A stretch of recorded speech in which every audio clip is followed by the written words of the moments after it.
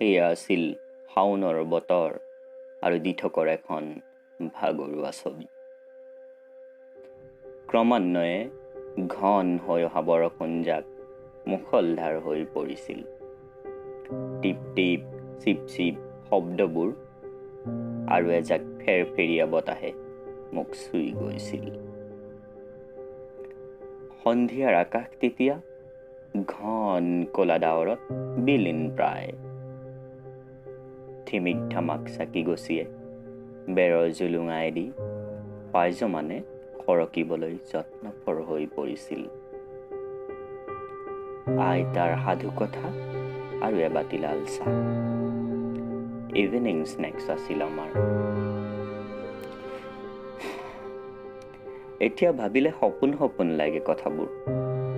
নিজকে চিকুটি দিলোঁ, বাস্তৱলৈ ঘূৰি আহিলোঁ।